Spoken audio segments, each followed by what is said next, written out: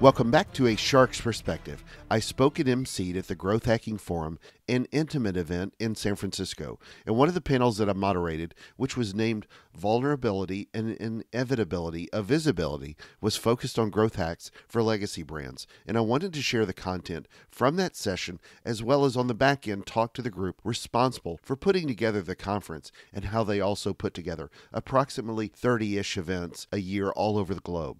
You'll hear from the panelists including Jennifer Chan, VP of Digital Platforms Marketing at BlackRock, Bolong Lee, Senior Director, Audible at Amazon, and Gabriela Martinez, Partner at LaunchAngle.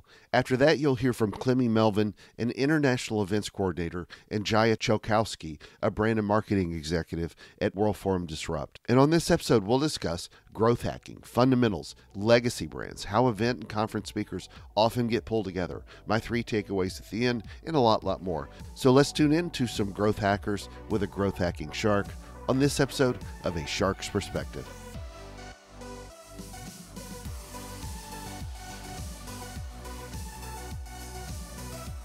All right, guys, welcome back. So we have a great panel coming up. Let me go ahead and welcome up on stage, if you guys will go ahead and come on up.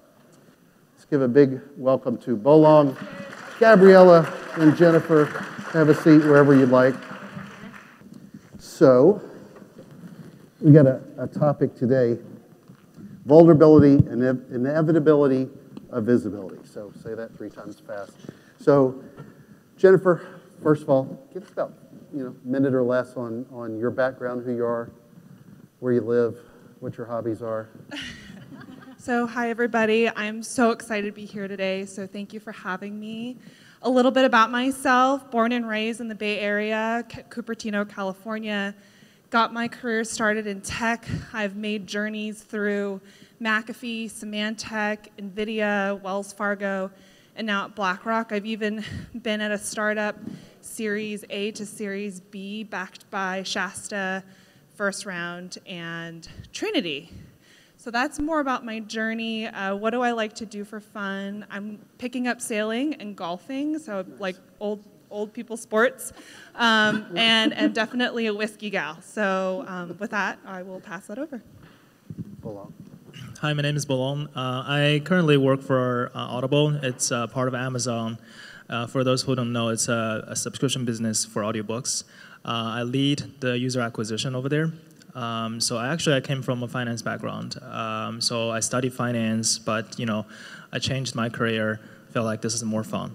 I was born and raised in Beijing, and I came here for school about 10 years ago. I'm currently based in New York. For fun, I think eating, drinking, and all those good things, Hey guys, good morning. So I'm Gabby Martinez. I literally just left the publishing world, so prior to LaunchAngle, which is my own brand strategy and marketing consultancy. I was over at Vox Media, leading their sales team. Prior to that, I was at BuzzFeed. I was their APAC lead, building that business based out of Sydney, Australia. And prior to that, I was at Hulu for years. So I've been on sort of the publishing, sort of media and entertainment side of things for a long time. So professionally, that's me in a nutshell. In terms of the things that I like to do for fun, things like this, but also just like, exploring, traveling, meeting cool people, making new friends. So let's be friends. Because by that. So this topic is one that's coming up a lot, especially with all the startups today. And this is going to be very free-flowing. Feel free we'll have open session time at the end, but feel free to ask questions if you want, let me know. So we're going to talk a little bit about the limitations of legacy, growing under the watch of the business world. And talk about, you work for a massive company today, you 2 guys do in particular, but a little bit about what that means to you and how you look at yourself as a large legacy brand. Yeah, I'll go ahead and dive in. So 2 big companies that really stick out in my mind is my time at Wells Fargo. I was the vice president of integrated marketing and trying to navigate customer acquisition during such a interesting time. And the company is a 167-year-old brand. There's not very many brands that old. I think Coca-Cola is probably 125, and that was as of a couple years ago. So how do you move these massive brands while you're redefining the master brand narrative, and how does your product fit under that, as well as how do you acquire customers during their cycle in the press is how I'd like to put it. And so that was a challenge, and thinking about how do we connect our product in a way that is authentic. It was leading acquisition for Intuitive Investor. It's a robo-investing platform. And so how do you navigate this brand new innovative technology for Wells Fargo and bring that to market at scale? So that was a really interesting challenge. Another one was my time at NVIDIA. So at NVIDIA, I was there from about 2016 to almost 2017, 2018. Such an interesting time to navigate their legacy. Their legacy is being known for a consumer GPU gaming graphics card company, and really was brought on board to redefine their enterprise narrative and shift that perception in the press and in the market to be known as the artificial intelligence computing company. And I did that by really driving end-to-end seamless customer journeys for their artificial intelligence supercomputers called DGX, and really thoughtfully brought that product to market with customer stories.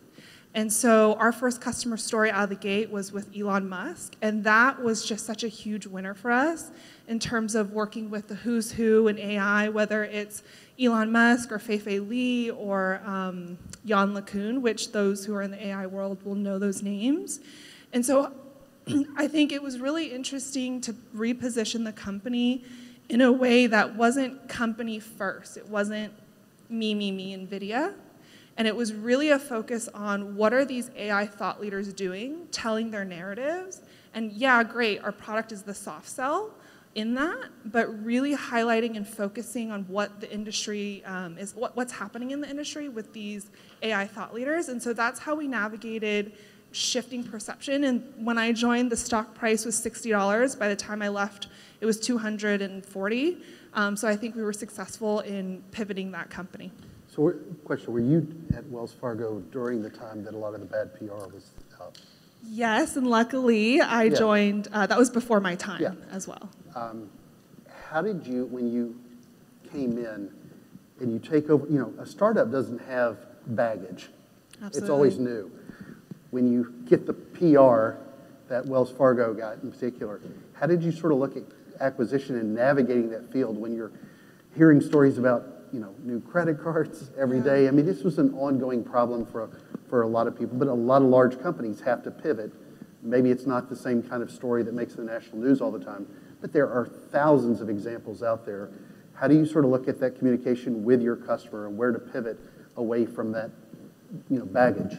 Yeah, I would say don't be tone deaf, right? You know what's happening in the market. You are seeing the sentiment arise, whether it's social media tracking or whatever you're hearing in the market. And so we were sensitive to that. So much so, like, hyper aware of that. So even, for example, the social media ads that we're running for our customer acquisition, you know, the comments on it weren't always necessarily in alignment with anything that had to do with the ad. Yeah. So just being hyper aware and sensitive and knowing that all the marketing that you are putting out there into the market has to fold into what's happening on a bigger level.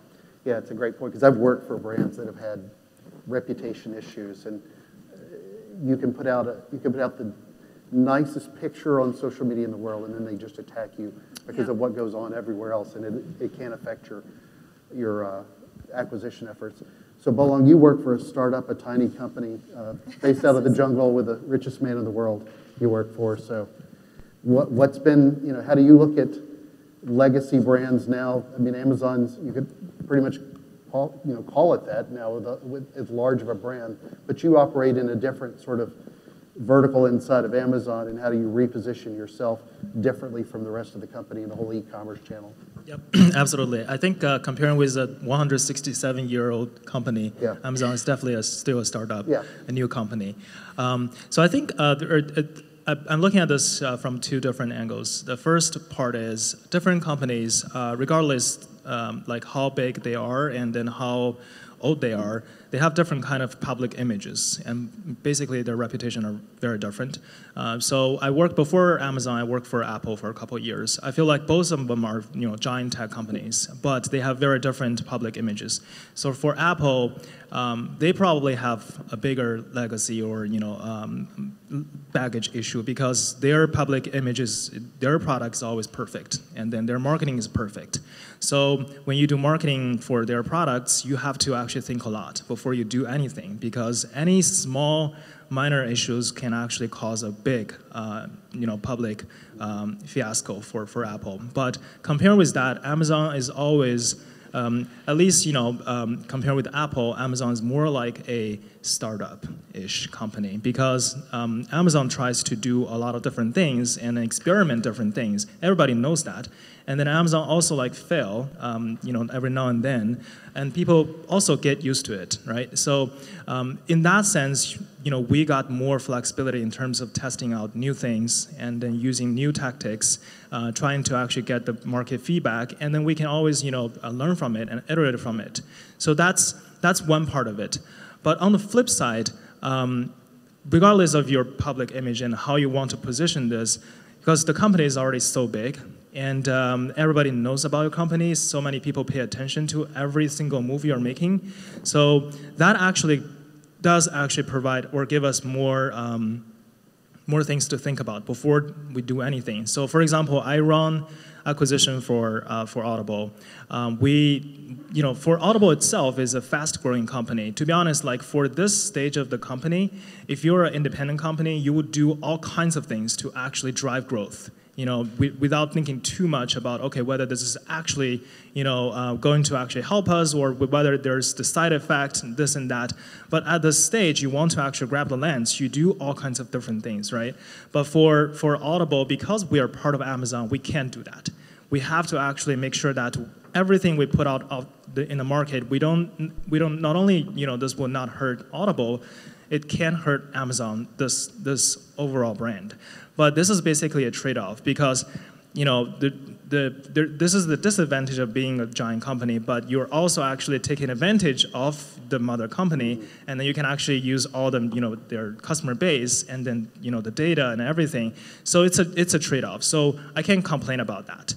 But it's the fact. It's the fact that everything we do, we have to think more, think twice. So that's basically what I'm looking at. Yeah, it's very interesting to think what is a legacy brand today. I mean, it's interesting to look at the definition of what legacy is. You just said giant company, and it's almost, you think about how quickly you learn to test things. You have a different speed that Wells Fargo would have had 20, 30 years ago, or any of those kind of companies.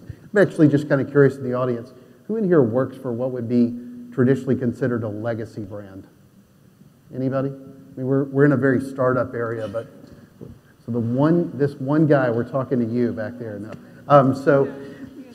One more. Okay, Gabby, you and I work in a very similar space in the media world.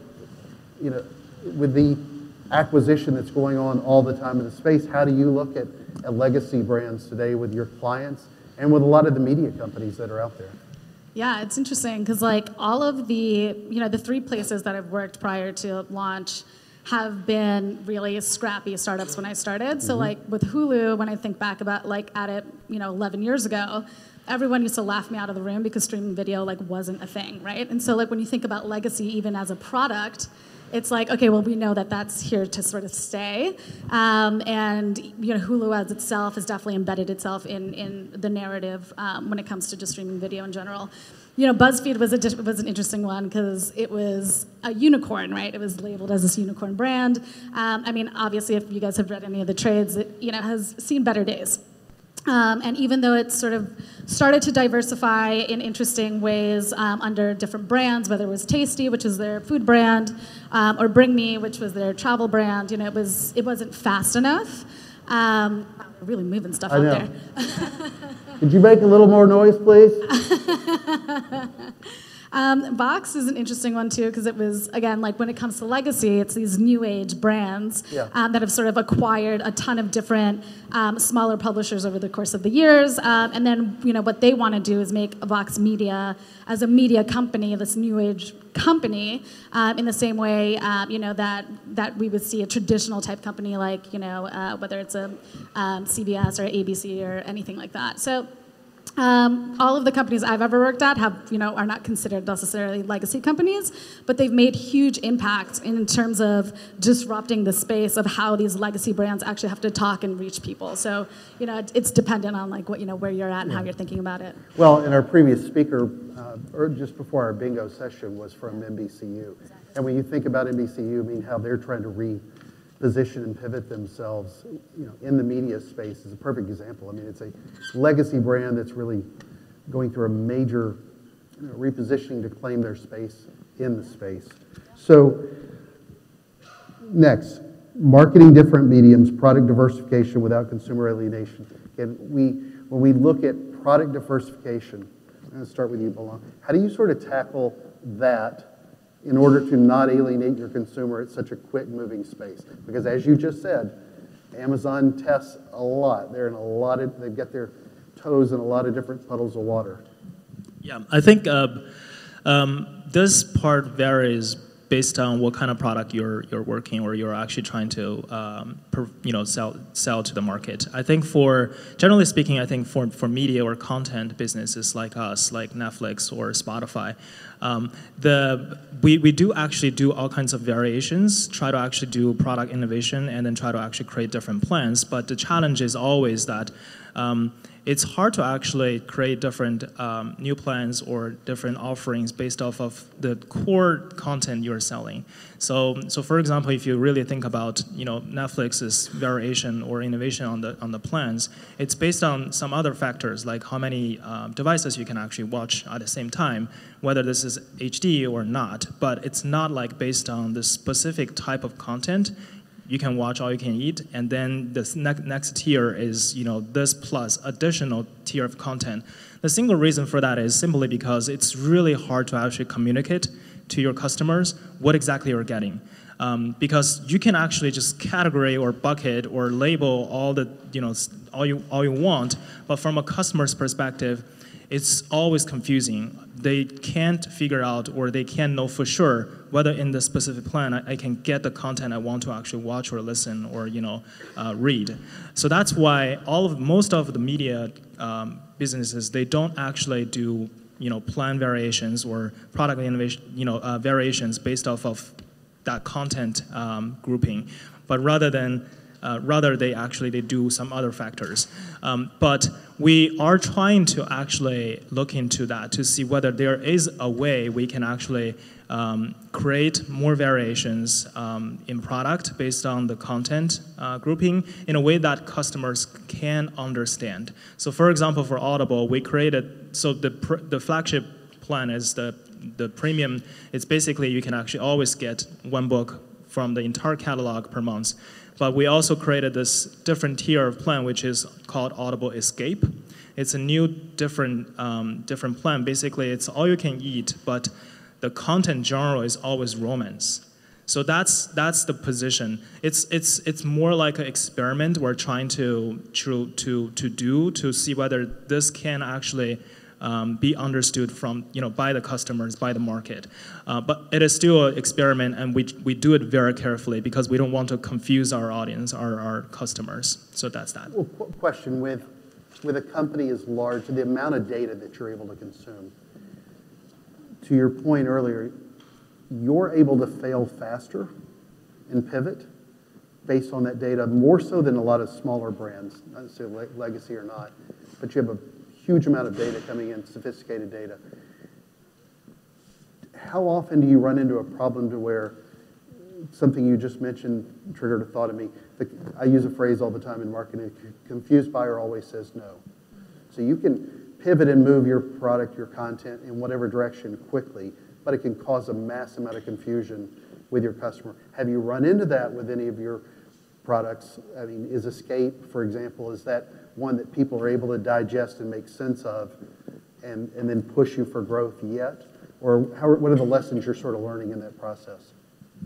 I think part of the best way we've been using the data is not only to actually identify who potentially can be our prospect customers for this specific offering, but also we can target our marketing communications very accurately to that group of customers, because many actions they do are on the Amazon platform, and most of the time they're logged in. They're in a logged in state, and we know exactly by their customer IDs. So we can actually target them very accurately and do all the different experiments very accurately. So that's a good way to actually to avoid any customer confusion, because at one time and at one place you always actually just look at one type of messaging. So it's cleaner for us to run those experiments, but that's also actually why we actually keep it very tight and small, because we don't want to actually, every time we run experiments, we tend to actually use our Amazon placements or Amazon properties to do that for that specific reason. If we actually run third-party media or actually make it a full funnel campaign experiment, that's hard to control, and then that becomes challenging for us. So that's why we are still actually trying to do this very carefully, at a very small scale, because we don't want to confuse our customers. Gabby, please jump in. Yeah, no, it's interesting too, because in hearing you talk about it, at my time at BuzzFeed, when we started to diversify, it was the very first offshoot was Tasty, which came out of Facebook rolling out autoplay non-audio video. So our video editors were trying to stop people mid-scroll, and what we found was, which is so fucking hard, sorry. It's so hard. It really is hard. But what we found was people just loved watching food videos, right? And so that was the sort of spark that blew it all up. Where we could have been a bit more tactical, and I think that they're doing a better job at it now, is in the offshoot brands that came out of Tasty. So Nifty is their DIY platform, Bring Me is their travel platform. They've been launching all of these family-specific platforms, et cetera, that at the end of the day just don't necessarily interact with the engagement levels that we saw with Tasty, because food is food, and that's a global thing that people can understand. Whereas if you're doing crafting, it might not resonate, in Latin America the way that it does, in the Northeast, et cetera. So when we're thinking about diversification, it was a totally different type of pivot. At Vox, it was interesting because we saw podcast popping, right? It's you're actually in people's heads. This is how people are consuming new age, quote unquote, audio and things like that. So we pivoted really heavily towards building out hundreds of different podcasts and seeing what's working and what isn't. And I think the agility of having that fast-paced reaction to market really quickly is what actually how brands, whether they're legacy or not, keep up with the Joneses. And by the Joneses, it's literally me, you, and everyone in this room, right? It's all of the new age consumers and how we're interacting with sort of the world around us. So it's an interesting one. Yeah, and the more that you're talking about it as well too, again, sparks something in me. So much of this that we label this as vulnerability with a legacy brand, more of it's just really a conversation about speed to pivot and speed to change. And it doesn't matter if you're startup or a massively large legacy brand. But Jennifer, jump in. Yeah, I'll share two examples here of diversification. First and foremost, at NVIDIA, we launched 0 to 1 with DGX1. It was about $150,000 AI supercomputer. And how do you position that in the market where strategic and functional IT or data scientists can essentially build it themselves? And so how do you find the good, better, best narrative is how I like to say it. So good is that they could hack it together, they could do it themselves. Better is purchasing a lower end AI supercomputer. And best, which is what we were selling, was the Bugatti, the Rolls-Royce of AI supercomputers, and how do you justify that premium pricing? And I find that in a lot of roles that I'm doing now is that a lot of companies, I love what you said about the confused buyer doesn't buy, and how do you articulate that in a way that's super... I've trademarked that, by the way. Yeah. How do you articulate that in a way that's super clear? So here's how we did it.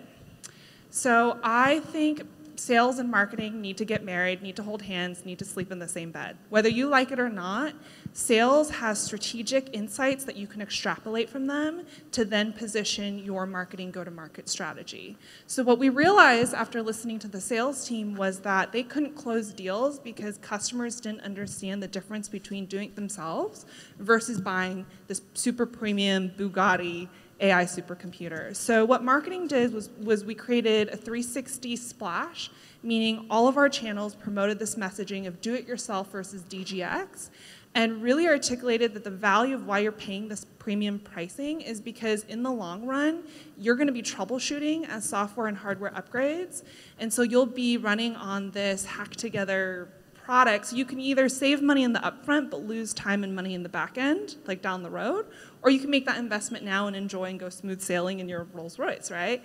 So that was that, and we then had to reposition from one product to three. So we had the premium 150K supercomputer, then we had the 80 grand version, which was under your desk, called DGX Station. And then we also had the third product called DGX Saturn V. I believe it was like 350 nodes of DGX, some astronomical number. And so how do you articulate like, hey, you can scale up or you can scale down based on your budget and needs? And I would highly recommend tapping into customer persona research, really getting clear on those customer key barriers, customer key questions at every single stage of the journey. And I don't think a lot of companies are doing that because they're focused overall of like, okay, we think our customer is thinking, feeling this way, but do you know how they feel at the awareness, at the conversion, at the retention, you know, all in between? So getting really clear on that. My second example I'll share is at Wells Fargo. So how do you bring this brand new, innovative robo-investing product, which the market is still learning about? And you pair that with the classic self-directed investing platform, you know, we all do it, E-Trade, Charles Schwab, you just pick and buy your own stocks. And then how do you compare that to a full financial advisory relationship? So again, good, better, best, right? So really thinking about what insight would get that customer to think about purchasing a robo-investing product stacked against those two, and really thinking about the good, better, best model in a way that we extracted insights after doing a ton of focus groups, user testing. We even talked to our advisors because our advisors are the one enabling and doing that sales enablement piece of it. And what we netted out with was people wanted to sign up for a robo-investing product or an automated investing product because they wanted to invest like an expert without being one. And we tested that message, and financial advisors were a little bit heebie-jeebied out by that because, you know, they're the expert. So we pivoted and created the narrative of invest like a pro.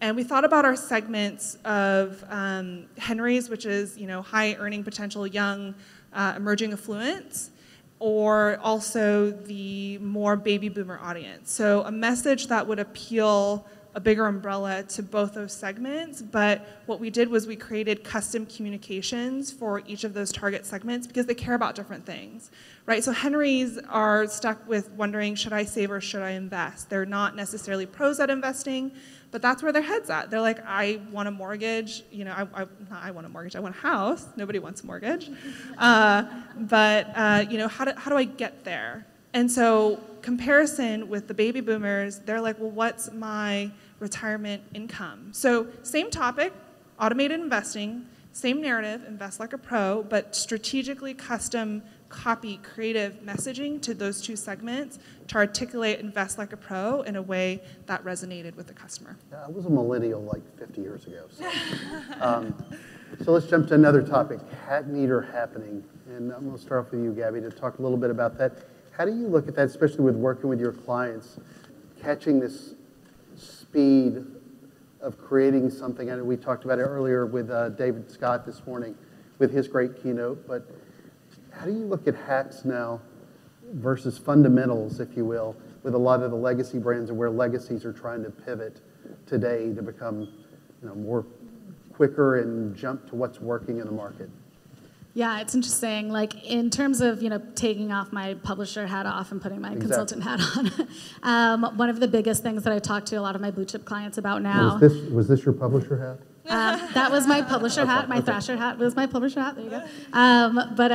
You know, in terms of what I'm talking to a lot of my clients about now, that you know are bringing a lot of their sort of agency efforts in house. Yeah. A lot of brands are doing a lot of you know pivoting back inside and thinking about you know okay, I'm the CPG brand. How can I you know become relevant again in the marketplace? And you know a time where D2C brands are you know killing the game, and what can I do, et cetera. So it really is, you know, my first thing that I talk to them about when they're thinking about pivoting, building new teams, you know, trying to move fast, goes back to talent. I know that's something that we talked about during our prep call, but talent is a huge thing that I think that like a lot of the times we don't necessarily think about it in the ways that we should. You know, the adage of hiring slow and sort of firing fast is definitely something that people should think about. You know, when you think about building out a creative house and team, or a creative and team house agency, or being able to, you know, really pivot again, like internally, and build these things out that weren't necessarily there for legacy brands. Like, how do you build out a social team? How do you build a content team out? How do you do all these things? So that way you're not like feeling like, you know, this irrelevant brand. I think a lot of that, you know, goes back to talent. So being able to really, the same way that, you know, Jennifer mentioned, touching base with your customer and consumer. It's just like like thinking about yourself as a customer. What is it that you need, and how can you invest in yourself in the best way? I think that's like a mega hack, right? It ends up being just talent, because you're just as good as the people that you hire. So I think that's one of those big things that you know I focus on a lot with them. That's a great point on hiring. You know, and we talk about this a lot in my circles. That you think about large brands. I'm going to pull up a couple of weird ones I think I mentioned, you know, Campbell's, Kraft, somebody like that. Somebody's a catch-up brand. What's Heinz going to do to become viral? That's a hack that's going to, you know, spark massive growth in their business.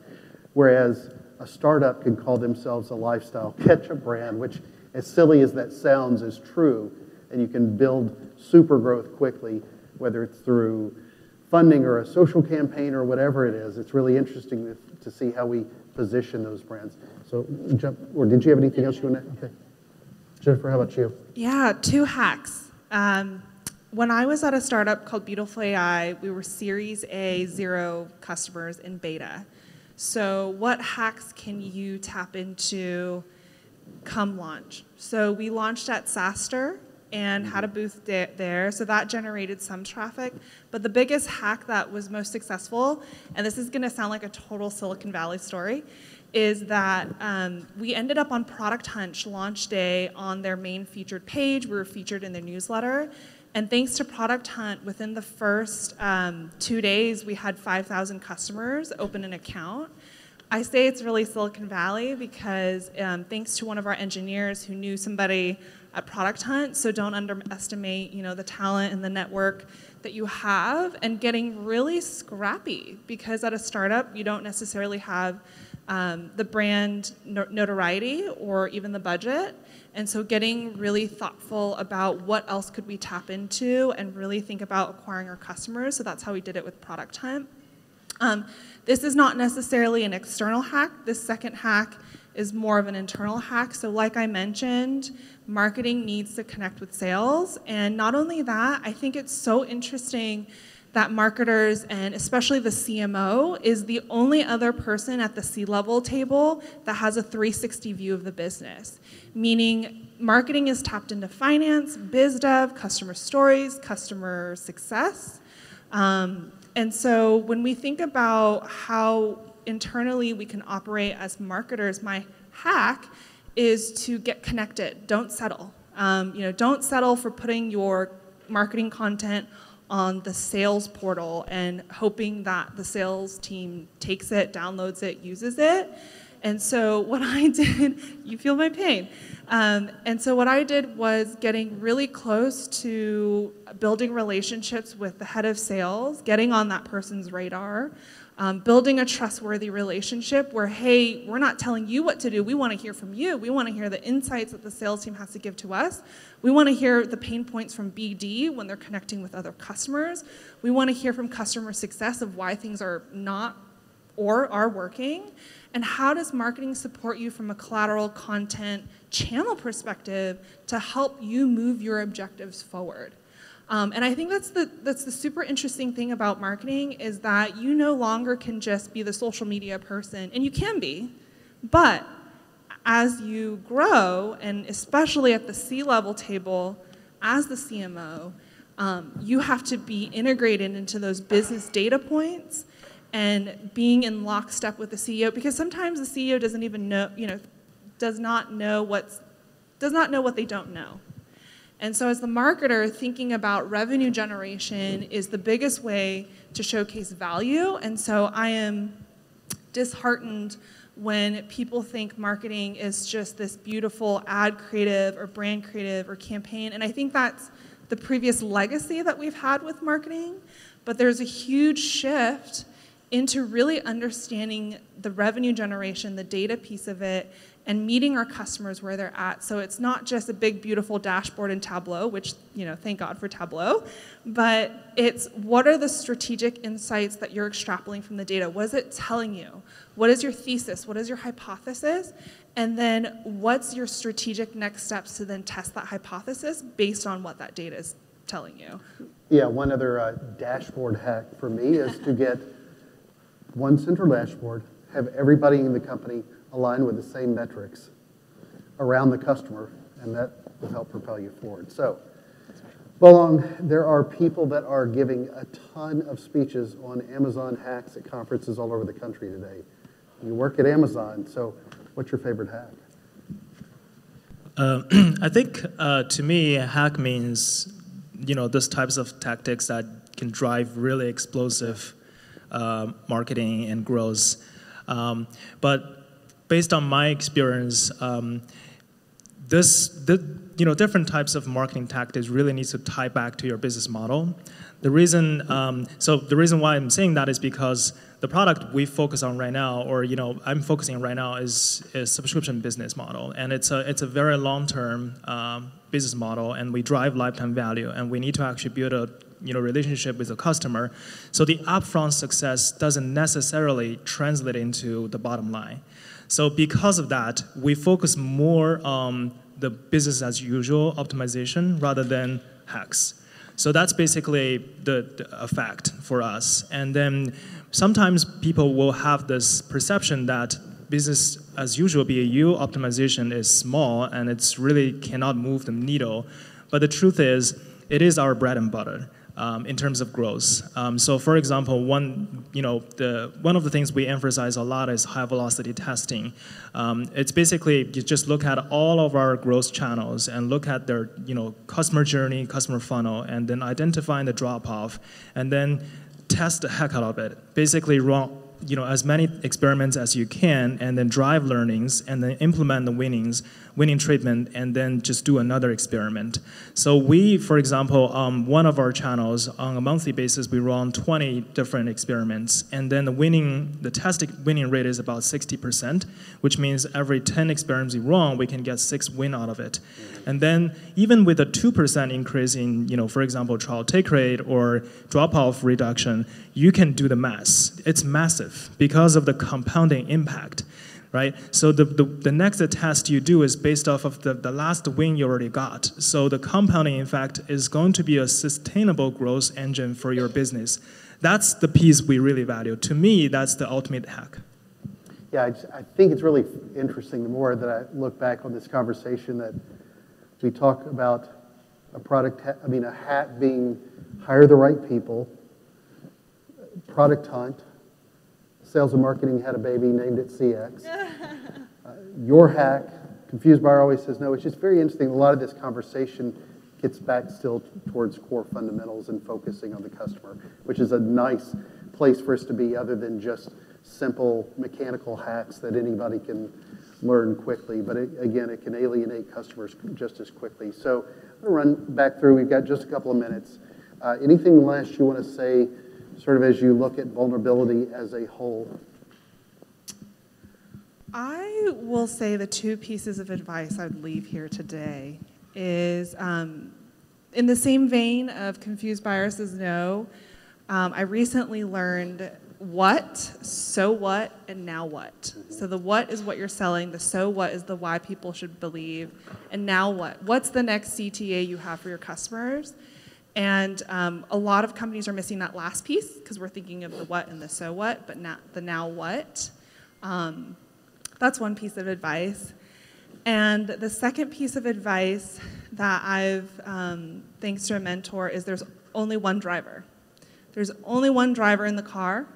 And I leave that as a takeaway because as you navigate the projects and the objectives that you're leading in your day-to-day, recognize that there's only one driver. And of course you want to be an inclusive driver because you're driving the bus and all of your teammates are coming along. It's kind of like that, the life game board where you have the little car and all those little players in it.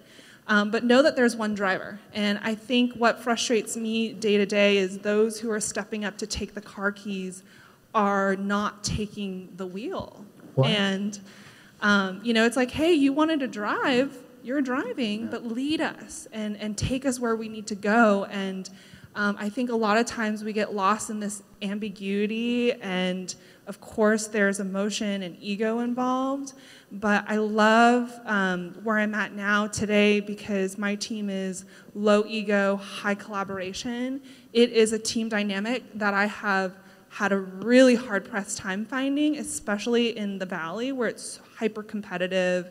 And it's moving at the speed of light, so it's intense. Yeah. But that's what I would like to leave with you guys today. Gabby, how about you? Yeah, I mean, I think a lot of what we were just talking about ends up being the absolute necessity of seeing yourself and your team as a multi-hyphenate. I think when you start thinking about whether it's hiring or your product mix or diversification, et cetera, like the more intercommunication that you have internally will leave you less vulnerable externally, and you need to be able to put your CFO hat, you need to be able to put your marketing hat on, you need to be able to think about things coming from the consumer angle. It's not just so one way anymore. People have to be able to think about things in a much broader way and have conversations that are much more intricate than they ever have before. And the learning tools are there for us, right? It's just if you're choosing not to, then that's on you. It's not on anyone else. And as a leader within your company, you need to make sure that your teams are on those same pages as well. So ensuring that you are focusing on and being that multi-hyphenate, that person that does this, and this, and does it well. I think, Kenneth, you've already summarized it pretty well. I think many times we, as marketers or business owners, we feel confused, or we worry about vulnerabilities or visibilities because we tend to actually think everything from a business perspective. But if you actually just start thinking from a customer's perspective, it'll actually help you to think things more clearly. So one tactic we've been using was actually to do the working backwards. So every time we do certain things, we do a press release first, basically, hypothetical press release. And then basically you will see very clearly, as a customer, because as a customer, you are reading the PR, and you will get the true feeling of what's going to happen after that, and then you can see it very clear what needs to be changed and what you need to actually stick to. So at the end of the day, to your point, it's all about the customers. I hate to use another pun because I've already dropped a couple of bad dad jokes, but that's literally your Amazon priming your audience. So, any questions? Yeah, exactly, rim shot. Any questions from anybody? Yes, ma'am. I just wanted to ask a follow-up question about the hypothetical press release and more information about what that looks like. Yeah, I was saying that it's very straightforward. Basically, it's after you got your product, either it's product or promotion or any marketing initiatives about to launch, you actually usually do a press release, right? So basically, people will actually understand what you're trying to introduce to the market, what you're trying to do.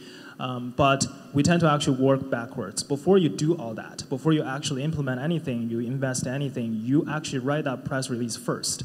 So in that moment, you will actually start to think about, okay, once I have this ready to launch, already in the market, how people will actually react to it. And when you write that press release, it forces you to actually write about why this is good for the customer, why you're doing this, what's the business reason, and then how you can actually implement this, how you actually go to market in the right way.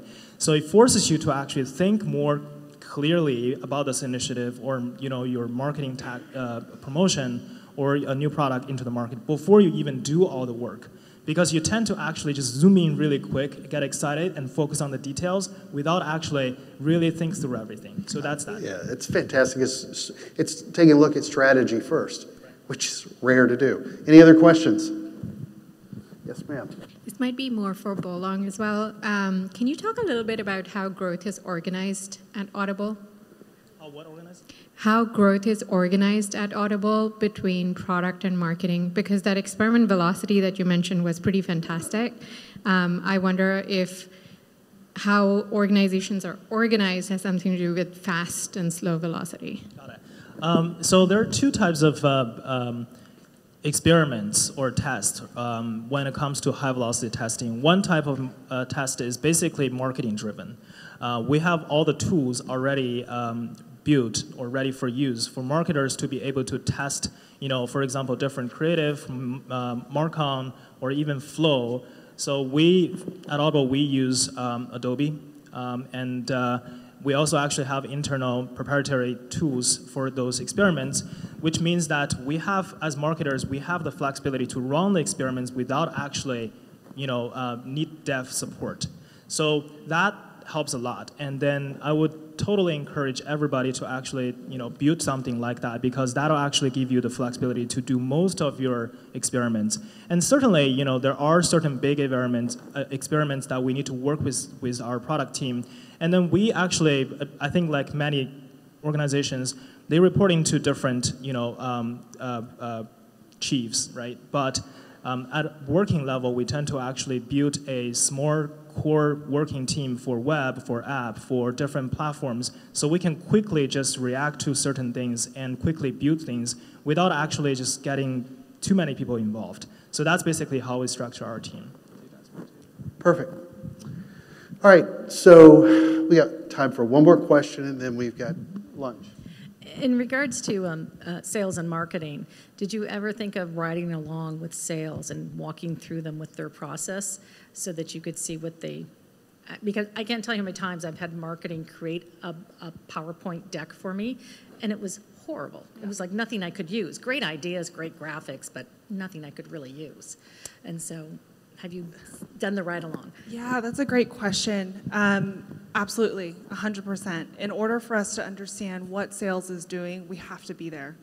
From a finance standpoint, now that I'm in the finance world, is we'll actually be on calls with advisors and their customers to actually hear them and go for the ride along. And I cannot tell you how many aha moments of as the marketer, you look at the data, you look at the research, you're trying to piece together the narrative, but there's nothing like it happening in the real time and then being able to see clearly what's going on and how you can then support them. Great question. And then just jumping right in there too, from the sales side of stuff, there's nothing better than having your CMO or your marketing lead actually show any interest, because I feel like that is sometimes left out of the picture. Sellers, I think sometimes are sort of, okay, well, you have to go and do all this stuff. It's sort of like your army, and they do all the revenue things and come back with deals. But if you're actually having conversations in real time with your sales people, the amount of effort is not lost. That is, again, an investment in your team, and that's something that is incredibly important just from the personnel perspective as well. Yeah, and lastly, I would say, although I mentioned there's only one driver, but I also want to caveat that with marketing is a team sport. It is cross-functionally, highly matrixed. I like to actually take every person from a team and put them in a room and create the customer journey so that everybody feels like they have skin in the game in a way that's collaborative. They provided their insights. Everybody's bought into our North Star, essentially. And getting every single person from every single team, which I know sounds like a lot, but I cannot tell you the time that you put up front to build those relationships, to have biz dev, to have product, to have engineering, finance, marketing, all of that in one room in lockstep helps you also launch better, because everybody's speaking the same language, everybody's marching to the same drumbeat, and I will leave it with that marketing is a team sport. Gabby, Bolong, Jennifer, thank you very much. Let's give them a big hand. Much appreciated. So, Clemmy and Jai, tell me a little bit about the organization and the events that you guys put on. You put on, what, roughly 30 events all over the globe? Yeah, we do about 30 a year, and we're based in London, and our events... Is that why you have that strange accent? Very strange. And I know it's going to sound even stranger on record. I know, because mine's normal. Yeah. I mean, Southern accent's normal. Mine's going to be plummy, and I sound like I'm on Downton Abbey. I look like it too a bit as well. What's Benny Hill like? What's Benny Hill? That is such a... Yeah. I can't say I'm a huge Benny Hill fan. Are you, Jai? I don't know the guy either. No, he's been dead like 100 years, though, so... I don't know. Well, you'd be familiar with his work. For sure. Well, Jai is not from the UK. Yeah, I grew up in Sydney. yeah, he was born in the UK, but then they changed him and sent him to us down under. Yeah, exactly. You came back though. It gave me a little son growing up. Yeah. So, of the events, what is this one as part of the mix? I mean, why do you have a growth hacking forum in San Francisco as opposed to, New York, Chicago, Sydney, London, wherever else? We started with growth hacking in San Francisco about 3 years ago. I believe San Francisco was the birthplace of growth hacking. And Sean Ellis, he's the guy that coined the term. That's what I stumbled across in my research. So that's why we've done it here. We have done it in New York actually as well, and London, but the show's always been most popular in this city. I feel like maybe London's slightly behind when it comes to growth hacking. I think we've only really just caught on to it there, whereas I feel the term here might have had its heyday, and maybe you're looking at new things. That's the kind of feel I've got from it today. Talk about the other events that you guys do briefly. With that many across the globe, how do you differentiate all the different events? So Strategy and Innovation's our flagship event, and it's what we started it with. We also have a Women in series, so women in media, women in marketing, women in publishing. Personally, those are my favourite events to coordinate. And they're really growing and expanding, and we love them, and it's something we feel really passionately about in the office. What else we have? We had Video Strategy in New York last month. What are your favourites, Joe? I really like the digi-publishing, digital strategy kind of events as well. You had a programmatic advertising one? Yeah, programmatic advertising. I don't know too much about programmatic. That was a term that actually I came across when I first started at the company. Anybody I'd mention it to doesn't know too much about it either. But we're all part of it. Yes, its space in the industry is obviously very influential. And ties on a lot with digital strategy and things like that as well. So one of the things that I know we briefly talked about earlier, Clemmy, is that you run through a challenge, especially as in this space with all the different conferences. You're not a traditional marketer. No. Finding most marketers today, for example, and this is not an uncommon problem. There's so many people devoted to the event space, they aren't necessarily programmatic experts, for example. Yeah. And most conferences aren't necessarily where everybody's only an expert in that field and they only do it in that vertical. Where do you sort of struggle and succeed and find that balance with finding the right kind of speakers for each of the different kinds of events? It's incredibly hard, and it's not something we always get right, and it's very much a work in progress. It's sort of when you say you don't get it right, that feedback comes back from a lot of the attendees? Or you can feel it, like you're in the room, and you know if someone's keynote or if a panel or a fireside chat, people aren't engaging with it. Well, if there are no questions, that's always a telltale sign of maybe something was slightly amiss. It's just a mixture of things that we rely on. As you said, we're not experts. Like, I'm not a marketer. I get given the topic, I research it, and then sort of start from scratch, really look at other conferences for themes, ideas, try and talk to other people who've done similar things, talk to maybe speakers who were involved last year, their recommendations. My colleagues who had previously done a growth hacking event or whatever event we're working on. So lots of things, like lots of it is just like going on people's opinion. And Yeah, also well- like trying to go with your gut in terms of what you think's relevant to get people to speak about or to gear them towards. Anything different for you, Jaya, when you look especially like at programmatic? Well, I've noticed that you can kind of leave the content up to the speakers, like leave it up to their own devices.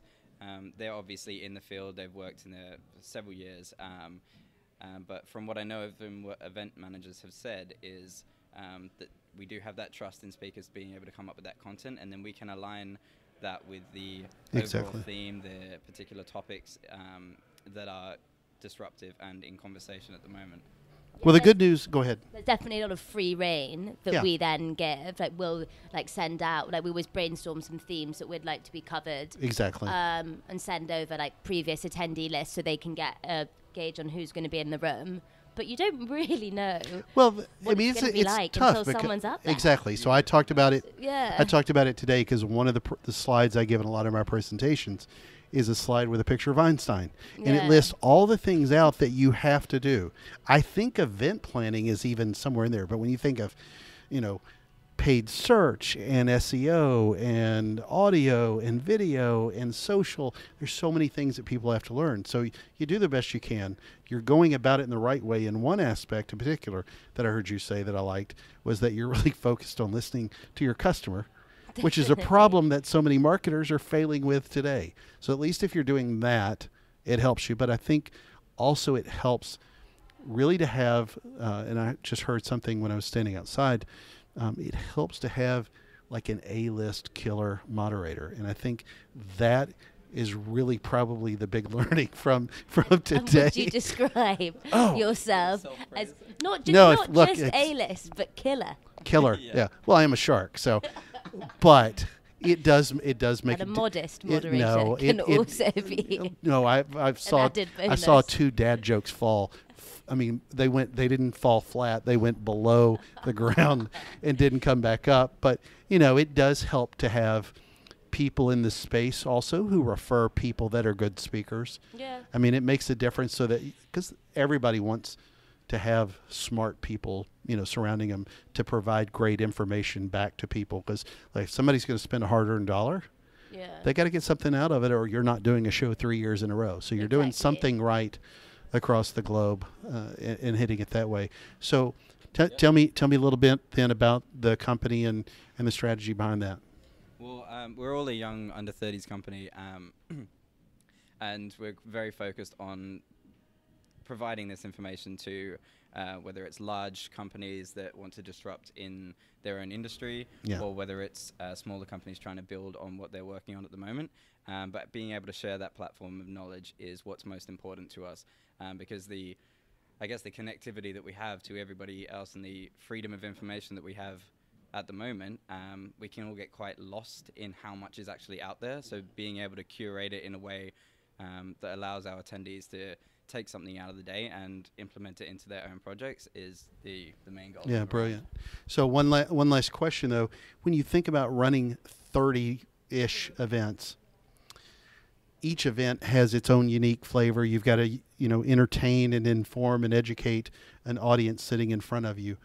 But what is sort of central to the core of all of them combined? What's your North Star that we've heard a few times today? Our North Star is, I'd say our conferences are fairly small, like in the terms of on the conference circuit. We have about 150 to 250 people in the room.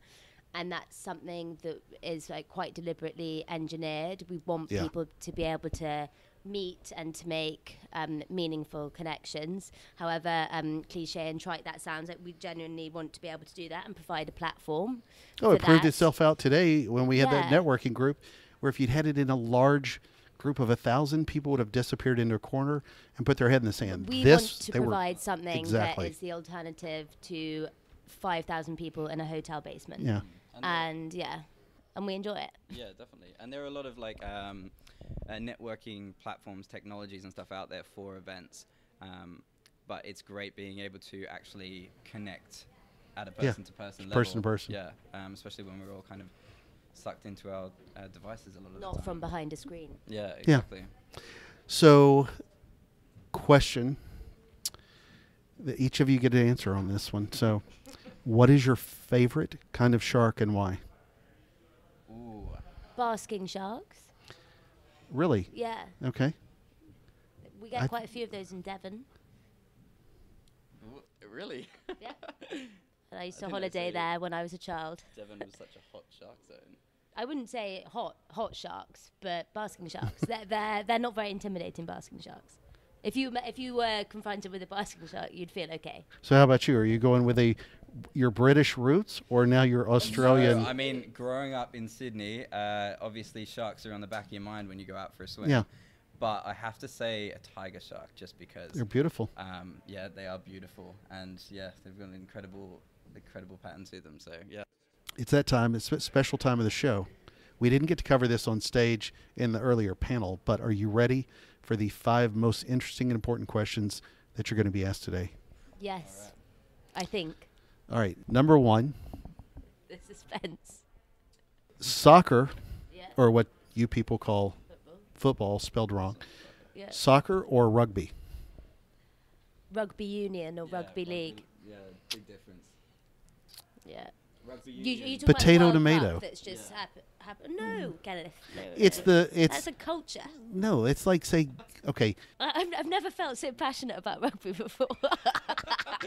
I'm really not a very sporty person. I'd say soccer for me because I used to be a soccer referee and I played for like 5 years and I love the game. I don't watch it so much anymore, maybe because Netflix has just taken over. yeah. All right, number 2. I'm rugby, by the way. Okay, number 2. Prince Harry or Meghan Markle, Duchess Markle? Neither. Oh yeah, neither. We've for been me. having big fight. Kenneth, you have really hit something here because I could get very riled up. I think they have been conducting themselves appallingly. Okay. That was So a good neither non-answer, for though. me. It's actually okay. Yeah, none for me either. I mean, I'm not too involved in the royal family's drama, but yet. But after the spark of conversation in the office, then That could be a whole new conference. I have no opinion. That sounds like a hot button panel session right there. Number 3, a spot of tea or a pint of Guinness. A spot of tea for me. Oh, a spot of tea for me, just because I don't Really? like Guinness. Guinness. I'd say I'm a beer person, but not a Guinness person. Okay. All right, number 4, Benny Hill or Monty Python. Oh, Monty Python. Always. Any day of the week. 100%. Yeah. All right, number 5, and the most important question that you're going to be asked today, and we're talking American, not English, Yeah. British. Yeah. Biscuits Yeah. or cornbread? I wouldn't know a piece of cornbread if it slapped me in the face. I'm the same. Biscuits. Yeah. I only just discovered what pound cake was today. Pound cake. I never knew what it was called. I just liked it. Well, Was there pound cake here There was today? pound cake here. I got way involved. so you've learned Is more cornbread about sweet? it. Could be Okay. dry or it could be sweet, but you've learned about programmatic advertising and pound cake all in the same day. It's really your coming of age. So Huge. anyway, where can people find out more about the World Forum Disrupt conferences? Our website, www.worldforumdisrupt. It's just 2 .com. W's. Is that a British thing? It's You might not be able to. www. It suddenly felt like so many W's then with the World Forum W. Yeah, I think that's I thought you were where going to say got that was confused. engineered. So worldforumdisrupt.com Yeah. for people that don't need the W's Yeah. ahead of Or you time. can obviously find us on all like social platforms and that's W_F_disrupt. But yeah, please, anybody reach out to us if you have any questions or want to be Perfect. involved in upcoming events. Thank you again for being on A Shark's Perspective. Thank you for having us, Kenneth. Thank you.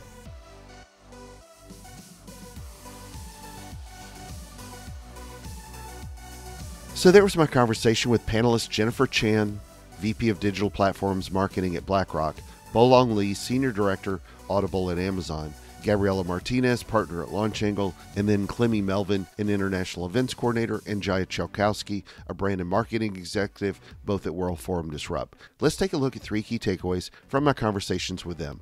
First, take another look at what legacy means to you today. giant, old. One of the panelists brought up her time at Wells Fargo, which is well over a century old, but that's relative when you think about the industry and the vertical. In digital dog years, Facebook is, in digital terms, relatively speaking, as old in social media as Wells Fargo is in banking, especially when you consider the number of startup social media groups. But my point is, the moment that companies get incredibly large, have a lot of baggage, if you will, become stagnant, rigid in their operations, then they become legacy in their mindset. And if you want to grow, you have to break free of that mindset completely. It's a mind hack for growth that many companies need to continue to learn in order to pivot quickly, fail faster, and succeed against new brands with less holding them back. A large brand will likely never pivot as quickly as a startup, but a legacy brand also has massive amounts of data, money, experience that should help them grow. For example, Amazon has grown so quickly in e-commerce, and they dwarf a company like Macy's. However, we watch floats and parades at Thanksgiving and consider Macy's the legacy brand. But a company like Amazon is massively larger, but they test a lot. They pivot as quickly as a massively large company can, and I don't believe that we ever say that about Macy's. That's why so often I speak about leveraging data. It allows you to make statistically significant decisions much more quickly with large amounts of data. That's more than just ad optimization, though. Look at all the historical data that you have to align with your North Star and move a company in that direction. Legacy shouldn't just be considered historical anymore, because that's not a bad thing. Being your grandfather's brand should be more valuable because of the brand equity that you can build over time that a startup does not have. I've seen many studies that show that millennials, too, generally don't look down on legacy brands. Remember then, however, if your mindset defines your processes as legacy in your thinking, if operationally you're legacy, then you will lose. Legacy brands don't die because they get old. They die off when they cannot evolve. Second, really enjoyed the growth hacks that each of the panelists gave. Gabby brought up hiring the right people. Jennifer added a product hunt launch day sparked by internal talent with scrappy marketing, leaning on your network and thinking more about your customer. Her other was marketing connecting with sales. You've heard me talk/rant about the importance of sales enablement on many previous shows. Bolong also added a super important point to his recommendation. Upfront success doesn't necessarily turn into sales. They look at business as usual rather than hacks. Again, hacks are incredibly important, but focusing on the fundamentals, leveraging those hacks, can help you better achieve long-term growth than just a higher click-through rate on a post. Honestly, it just heartened me to hear that the fundamentals were being discussed as a hack for a change. Third, really enjoyed meeting the team behind this event. It reminded me, though, with almost all of the event media companies out there, marketing conferences are put on by event companies and not necessarily senior marketers, if you will. You wouldn't want to necessarily attend a conference for surgeons if you heard that it was planned, coordinated, and put on strictly by a bunch of surgeons behind the scenes. Why I bring this up is that it's a really interesting balance of the right person finding the right speaker for the right stage, for the right audience, with their ears open and ready to learn. It's not just a mindless cattle call of marketers or entrepreneurs or whatever field is being pulled together.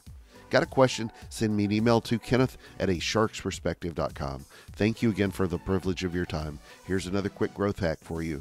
Join us on the next episode of A Shark's Perspective.